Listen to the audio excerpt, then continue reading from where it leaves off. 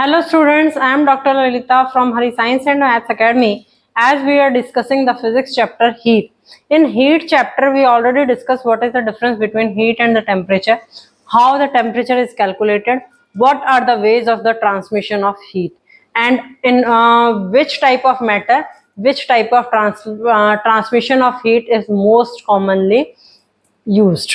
Right now the next topic is, हम heat पढ़ तो रहे हैं कि हीट क्या है, टेम्परेचर कैसे है, दोनों में क्या डिफरेंस है, बट हीट का हमारा यूज क्या है, इसका क्या इफेक्ट होता है। हीट जो है वो किसी सब्सटेंस के टेम्परेचर को या तो क्या करता है, इंक्रीज कर देता है, या उसकी स्टेट टेम्परेचर इंक्रीज होता है। दूसरी चीज क्या है, टेम्परेचर इंक्रीज होने से उसका वॉल्यूम जो है वो चेंज होता है। दूसरा जो है, थर्ड एक चीज आती है, that is change in state, कि हीट प्रोवाइड करने से या हीट उसमें से एब्जॉर्ब करने से सब्सटेंस की जो चेंज स्टेट है वो चेंज हो जाती है। But these are the main characteristics what is the effect of the heat. The very first effect of the heat is how the temperature is changing, and the effect of heat में सबसे पहला आता है that is the expansion. किसी भी चीज को अगर आप हीट प्रोवाइड करोगे, ठीक है, तो वो चीज सॉलिड, एक्सपेंशन इन सॉलिड्स, ठीक है, सबसे मेजर है expansion in solids. Solid substance को जब आप हीट प्रोवाइड करते हो तो वो क्या करता है, एक्सपेंड करता है। एक्सपेंड करता है मींस वो उसका वॉल्यूम जो है वो क्या करता है, इंक्रीज हो जाता है। हाउ दैट इज पॉसिबल, या उसका एरिया जो होता है वो इंक्रीज हो जाता है। How that is possible, this is possible, this is shown by an experiment whose name is Gravesand's ring and ball experiment. What does this experiment say? Gravesand ring and ball experiment, it shows that there is an expansion in solid when the solid is heated. Take a ball, एक metallic ball जो है वो लिया है, this is the metallic ball, right, ये एक metallic ball है। अभी ये कितना है, नॉर्मल टेम्परेचर पे है, ठीक है। This is the metallic ball, what ever may be the metal is used, that doesn't matter, ठीक है। वो हर एक बॉल के लिए अलग अलग टेम्परेचर होगा। हमें सिर्फ एक एक्सपेरिमेंट देखना है कि whether on heating a solid the expansion in solid is possible और नॉट, ठीक है। अब इसी के सरफेस का एरिया का एक मैंने क्या लिया, एक रिंग लिया। ग्रेवसैंड्स रिंग एंड बॉल एक्सपेरिमेंट में एक और क्या लिया गया, रिंग लिया गया, ठीक है। इस रिंग को एक हैंडल के साथ अटैच कर दिया है।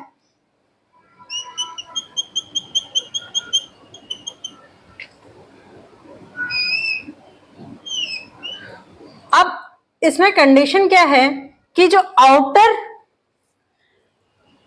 आउटर डाया है मेटेलिक बॉल का, that should be equal to the inner dia of the ring. This is nothing but the ring.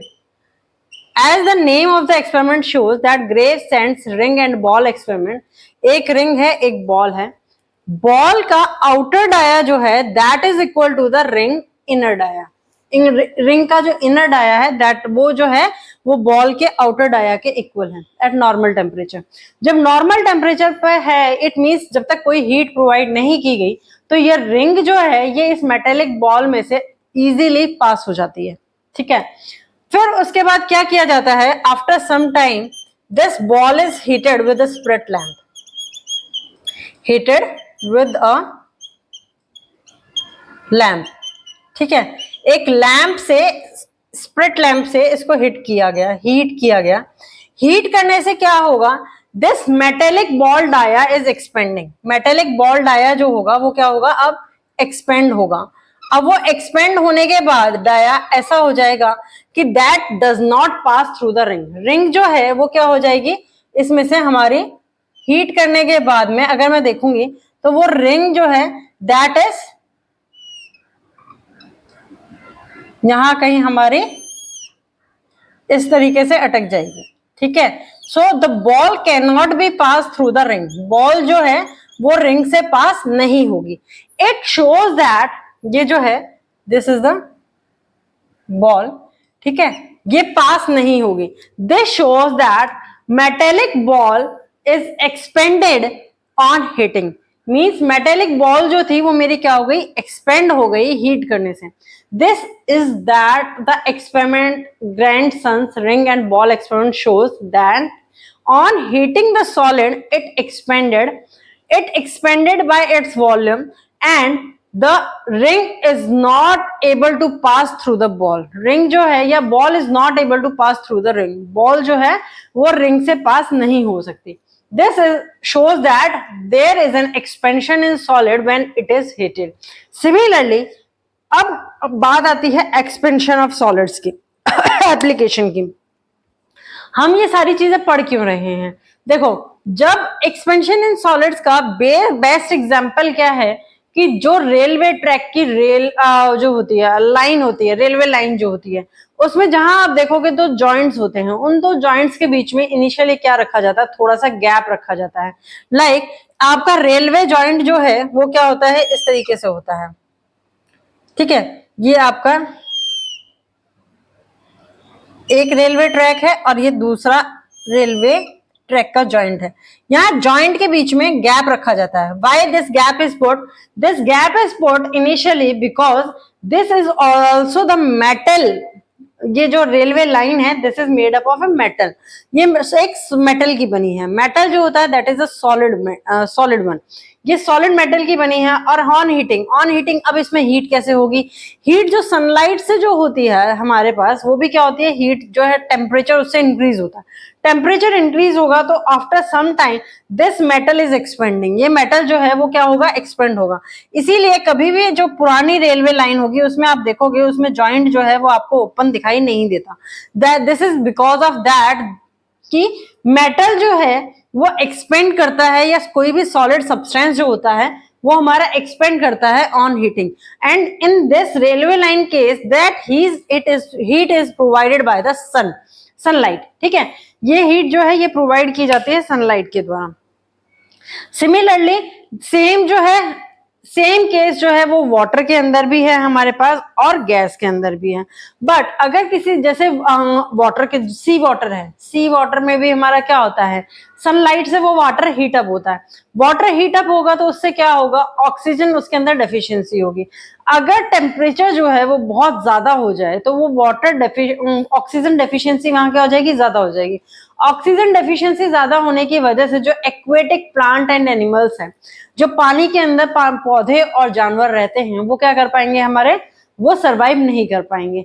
That's why ये भी एक रीजन है कि अर्थ के ऊपर ही सिर्फ लाइफ पॉसिबल है और दूसरे सब जगह दूसरे प्लैनेट्स के ऊपर लाइफ पॉसिबल नहीं है, ठीक है। क्योंकि अर्थ का जो नॉर्मल टेम्परेचर नापा, मतलब मैक्सिमम हीटेड टेम्परेचर नापा गया है that is 110 degree Celsius. Maximum temperature जो है that is 110 degree Celsius and the lowest temperature that is measured on the earth is -115 degree Celsius, -150 degree Celsius. -150 degree Celsius हमारा कहाँ होता है, जो पोलर रीजन्स होते हैं। अब पोलर रीजन्स पे अगर देखेंगे तो वहां पे क्या होती है, सारी तरफ हमारी बर्फ ही बर्फ होती है। Not every plant and animal, it is not possible for every plant and an animal to survive in such harsh conditions.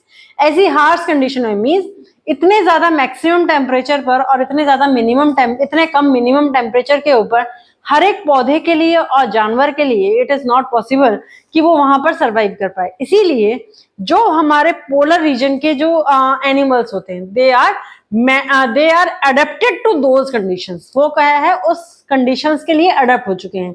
Like polar bear, अब वहां पर टेम्परेचर जो है वो क्या है, बहुत ज्यादा है, बहुत कम है, सॉरी। तो पोलर बियर हमारे देखोगे उनकी फोटोग्राफ्स वगैरह आप गूगल से सर्च भी कर सकते हैं, तो उसके क्या होते हैं, लॉन्ग हेयर्स होते हैं उनकी बॉडी पे, so that these animal can survive in such an harsh conditions.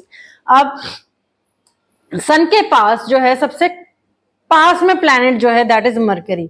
Mercury का जो हाईएस्ट टेम्परेचर है दैट इज 370 डिग्री सेल्सियस। ये किसका टेम्परेचर है, मरकरी का मैक्सिमम टेम्परेचर है। and the minimum temperature that the mercury is having, that is 240 degree Celsius. Mercury के पास जो मिनिमम टेम्परेचर है that is -250 डिग्री सेल्सियस। ठीक है, तो इसीलिए इतना ज्यादा टेम्परेचर जो है, इसीलिए वहां टेम्परेचर में लिविंग ऑर्गेनिजम्स जो हैं वो सर्वाइव नहीं कर सकते। That's why life is not possible on mercury. अगर हम वीनस की बात करते हैं, next planet comes in the series is Venus. Venus के पास अगर हम देखेंगे तो मैक्सिमम टेम्परेचर जो है that is about 480 degree Celsius, और अर्थ का जो मैक्सिमम टेम्परेचर है दैट इज 110 डिग्री सेल्सियस। अर्थ का maximum temperature that is 110 degree Celsius and minimum temperature is -150 degree Celsius. ठीक है, ये टेम्परेचर है। सो दैट्स वाई जैसे जैसे हम सन से दूर जाते जाते हैं तो हमारा मैक्सिमम टेम्परेचर जो है वो क्या होता जाता है, ड्रॉप आउट होता जाता है, और मिनिमम टेम्परेचर जो है वो भी क्या हो रहा है, ड्रॉप आउट हो रहा है। ठीक है, वो भी क्या हो रहा है, हमारा कम हो रहा है। तो इस वजह से हमारे पास जो लाइफ पॉसिबल है that is only on the earth, वो अर्थ पर ही पॉसिबल है, उसके अलावा और किसी पर पॉसिबल नहीं है। अब ये तो बढ़ता है effect of heat on one thing. ठीक है, कि हमारे पास सॉलिड है तो उसमें एक्सपेंशन होगा, लिक्विड है तो उसके अंदर हमारे पास क्या होता है, ऑक्सीजन, वो भी एक्सपेंड करता है, गैस जो होती है वो भी ऑन हीटिंग एक्सपेंड करती है। हर एक सब मैटर जो है that is expanded on heating. Now the second is change in state. Change in state जो है वो कैसे होता है, देखो सॉलिड जो है वो लिक्विड में कन्वर्ट हो जाता है, लिक्विड जो है वो मेरा किस में कन्वर्ट हो जाता है, गैस में कन्वर्ट हो जाता है on heating. But if we take out the heat from the gaseous state, then that state is converted into the liquid state, and if we take out the heat from the liquid state, then it is converted into the solid state. So that is also possible, change in state is also possible with the help of the heat. Either we provide the heat or we taken out the heat from that. ठीक है, तो अगर मैं heat जो है वो absorb करूंगी तो क्या होगा, वो स्टेट्स जो है वो मेरी चेंज हो जाएंगी।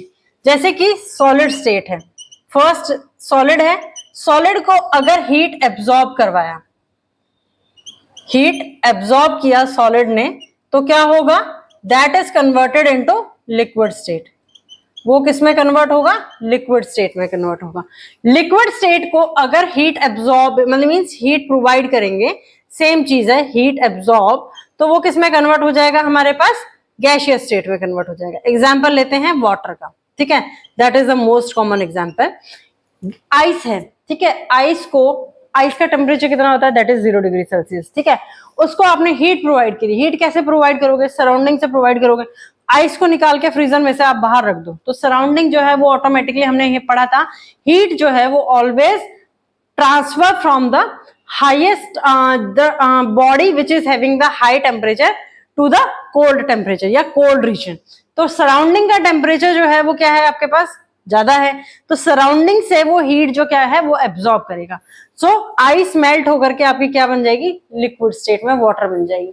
वाटर को आप गैस वगैरह पे रख करके आप क्या करो, हीट प्रोवाइड करो, then that from that water vapour is coming out, so it means that liquid is converted into the gaseous state. Now the gaseous state is converted into liquid when the heat is released from that. अगर heat release कैसे होगा, जब water को boil करते हैं तो उसके ऊपर एक प्लेट जो है वो रख दो। ठीक है, जब वो गर्म हो जाएगा तो आप उसको छोड़ दो। ठीक है, गैस को क्लोज कर दो, ऑफ कर दो, तो क्या होगा, कुछ टाइम के बाद जैसे ही आपका जो वाटर वेपर्स उस प्लेट की इनर साइड में, मींस जो आपने वेसल रखा था किसके ऊपर, गैस के ऊपर, उस साइड में आपने उस प्लेट के ऊपर देखोगे तो क्या होगा, वाटर वेपर्स होंगे। बट आप उसको क्लोज करके रखोगे तो जब वो वाटर जो है वो ठंडा हो जाएगा, मींस नॉर्मल रूम टेम्परेचर पर आ जाएगा, तो आप उस प्लेट को फिर से देखो, फिर से see the plate, then you find that water droplets are present on that plate on the inner side of the vessel और inner side of the plate. ठीक है, तो वो गैस जो था वो वाटर वेपर थे जो आपके लिक्विड प्लेट के, जो आपके प्लेट के ऊपर डिपॉजिट थे इनर साइड पे, वो किस में कन्वर्ट हो गए, वाटर में कन्वर्ट हो गए। Now if the heat is release from the liquid, means that how the heat is released from the liquid, put that water in the freezer. ठीक है, तो क्या होगा, हीट रिलीज होगी उसमें से, then that water is converted into the ice. Means heat absorption से या हीट रिलीजिंग फिनोमिना, या if we provide the heat to a substance or we taken out the heat from a substance, then there is a change in state possible. ठीक है, तो second effect जो है that is change in state. ये state जो है वो change होती है. टेम्परेचर का मैंने बता ही दिया कैसे होता है. ठीक है, ये भी पॉसिबल है. Now there are three terms that are coming in the picture. First is the melting point.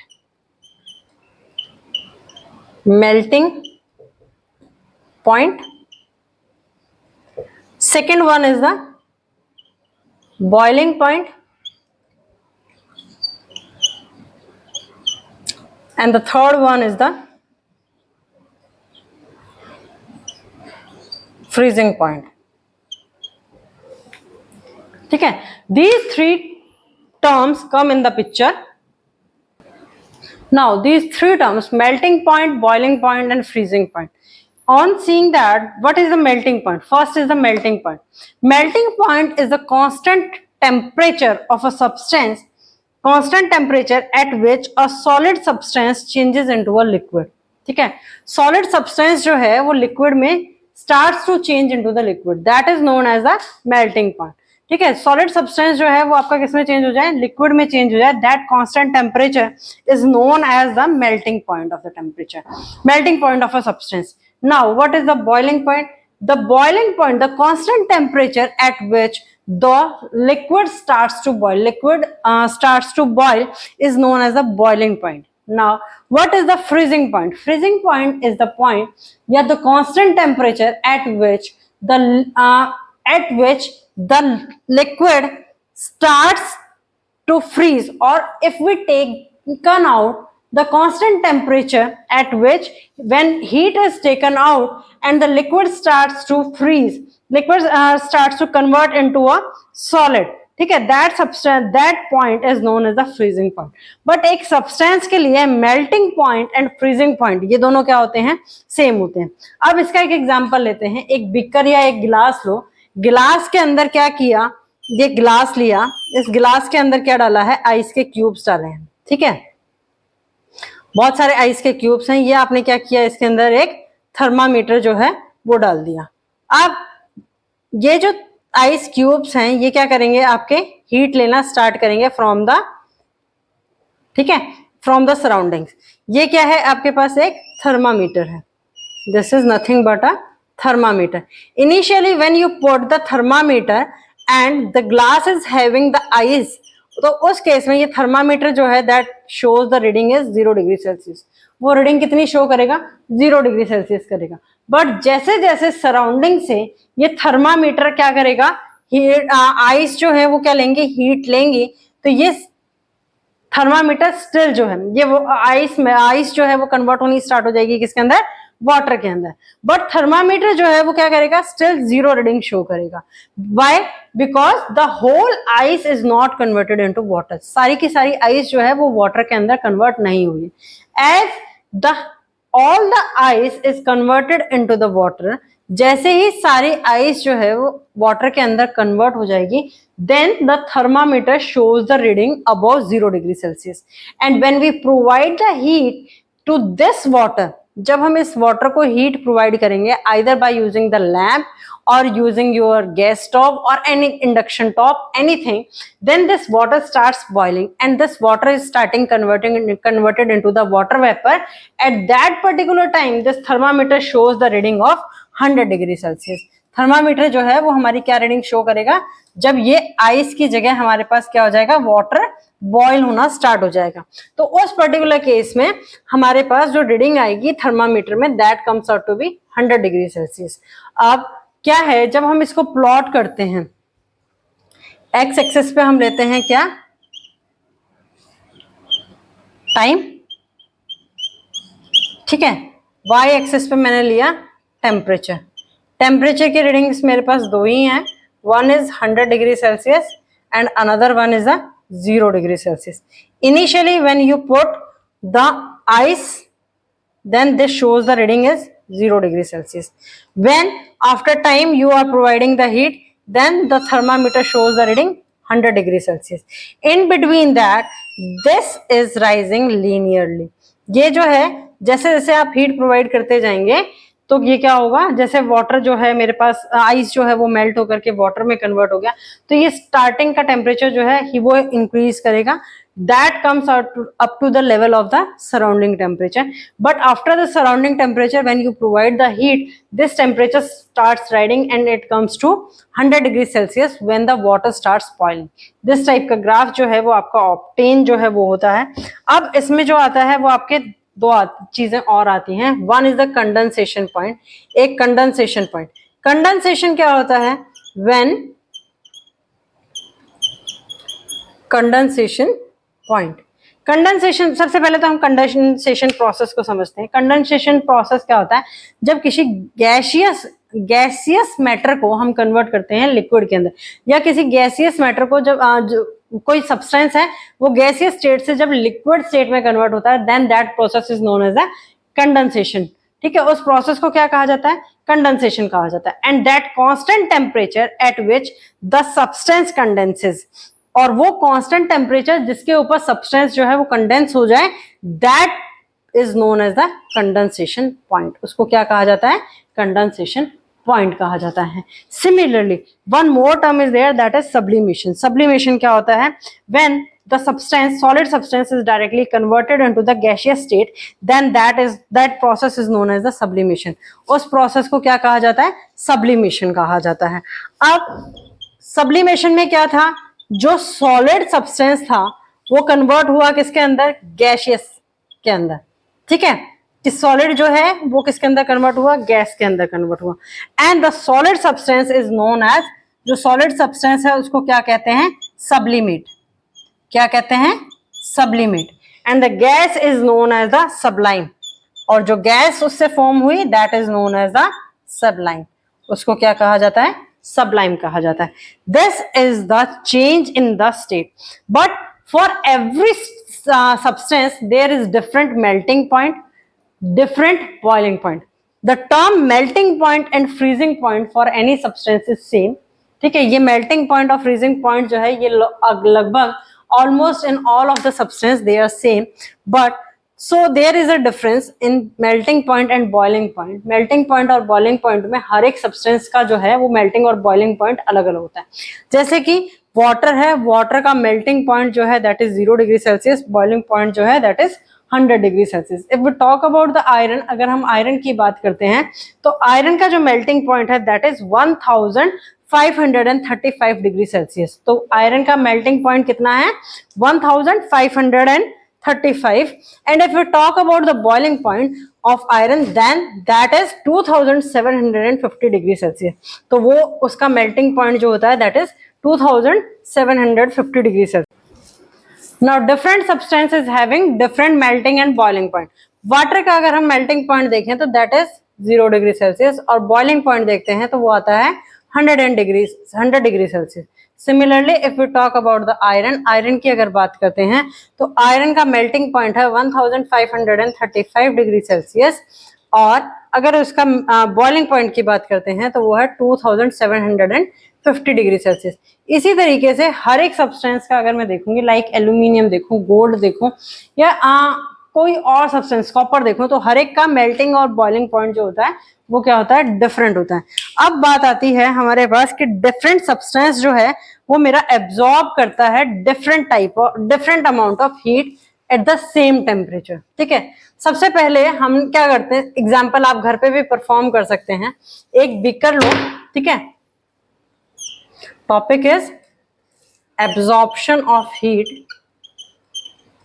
absorption of heat by different substance. Different substance के द्वारा एब्जॉर्प्शन ऑफ हीट जो है वो क्या है? Take two beaker first and beaker number second. Beaker second is filled with water and this is filled with coconut oil. this is filled with coconut oil and this is filled with water. This is beaker number A and this is beaker number B. ठीक है, दोनों में एक एक thermometer जो है वो put करते हैं, पुट करोगे. This is nothing but a thermometer. Similarly, put thermometer in water also.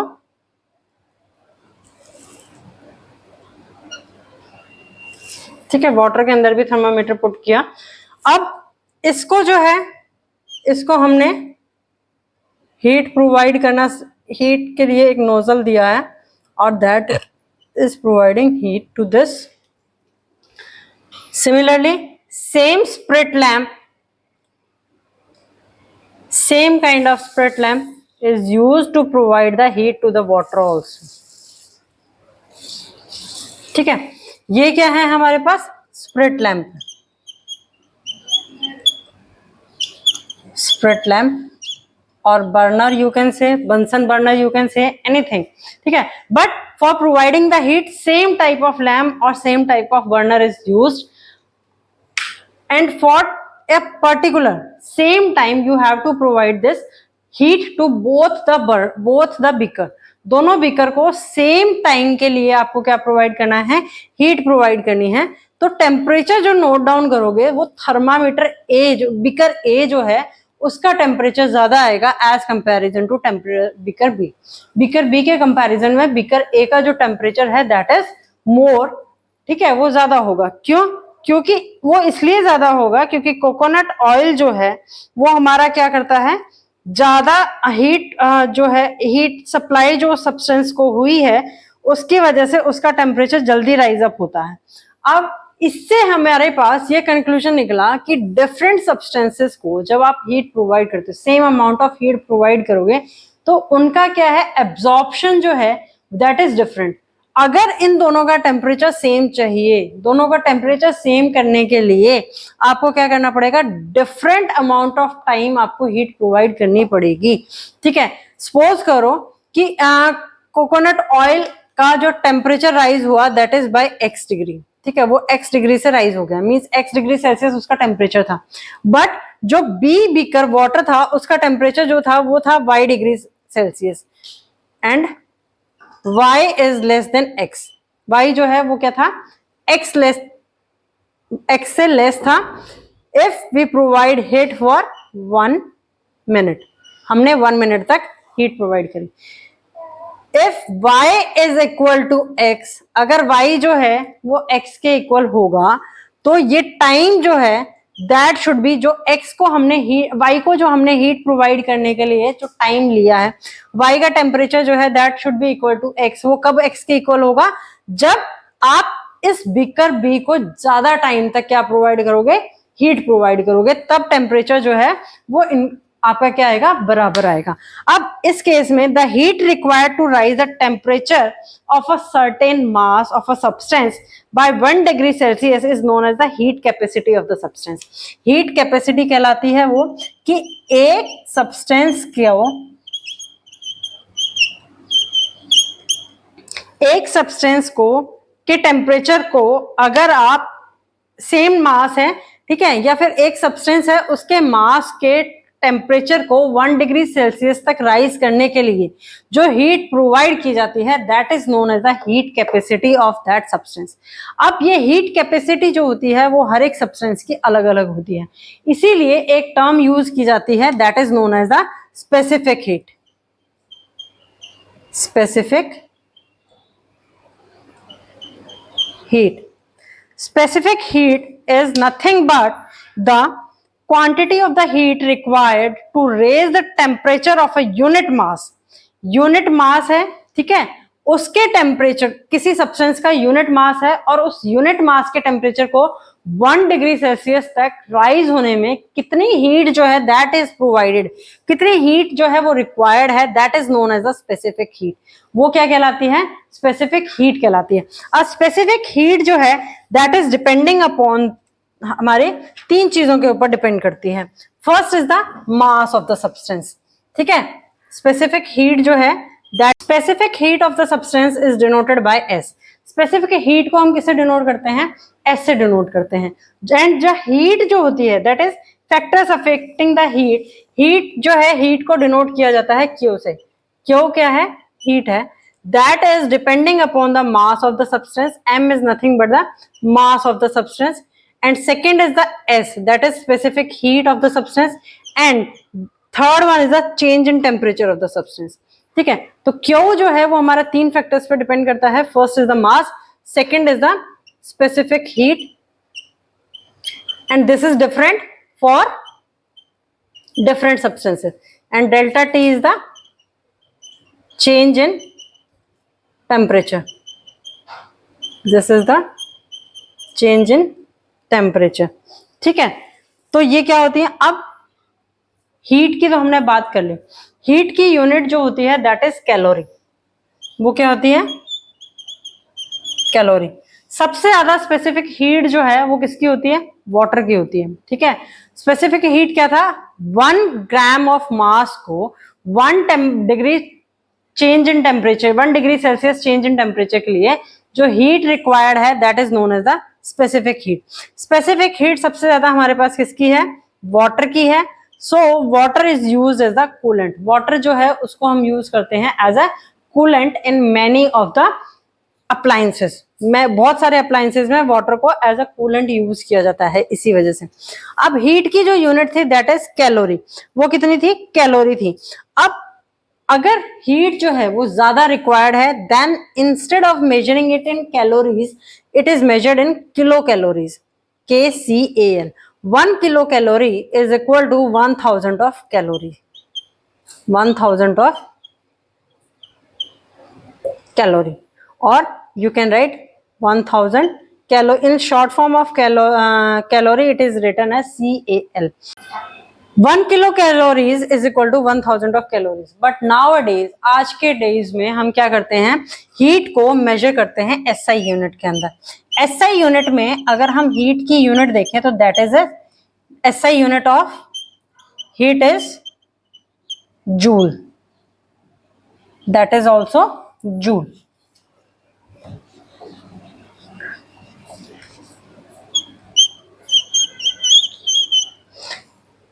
ठीक है, वो भी क्या है?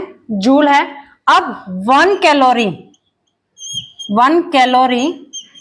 Is equal to 4.2 joule. Calorie और जूल के अंदर जो रिलेशन है that is 1 calorie is equal to 4.2 joule. अब ये तो आती है जब हम हीट की बात करते हैं, जब हमने किसी सब्सटेंस को प्रोवाइड करी। बट व्हाट इफ, अगर क्या है हमारे पास फ्यूल्स हैं, फ्यूल्स जो हैं उसके अगर हम बात करें, उसमें हीट का मेजर किया जाता है कैलोरीफिक वैल्यू। कैलोरीफिक वैल्यू होती है एक टर्म जो यूज की जाती है किसके लिए? सिर्फ फ्यूल्स के लिए, ठीक है। कैलोरीफिक वैल्यू जो है that is nothing but is defined as the total amount of the heat energy produced by complete combustion of a unit mass of the fuel। एक यूनिट मास फ्यूल को completely burn out होने में जो energy required है that is known as the calorific value. Nothing but the calorific value of fuel, ठीक है। Calorific value क्या होती है? The energy that is required to burn unit mass, to burn to complete combustion of a fuel of a unit mass. Unit mass के fuel को burn कर complete combustion के लिए जितनी एनर्जी या जितना हीट रिक्वायर्ड है that is known as the calorific value. And this calorific value is denoted by C। This calorific value is denoted by C, and this C is equal to Q, that is the heat, divided by M, that is the mass of the substance। ठीक है, C जो है, Q जो है that is the heat energy required for the complete combustion of one mass of the fuel, and this unit mass of the fuel, and this is the mass of the fuel. This is the mass of the fuel. अब एक और इसके अंदर term आती है, that is Newton's law of cooling. Newton's law of cooling क्या है?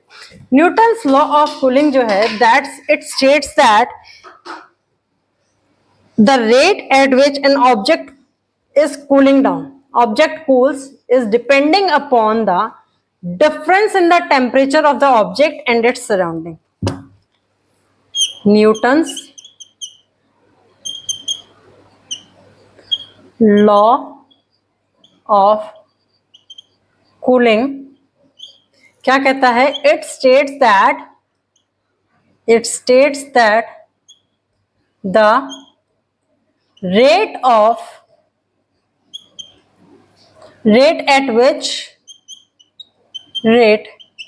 at which an object is cooled is proportional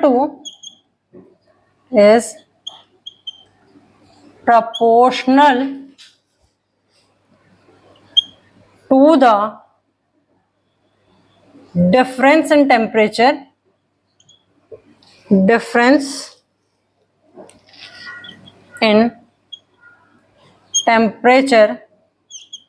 between the object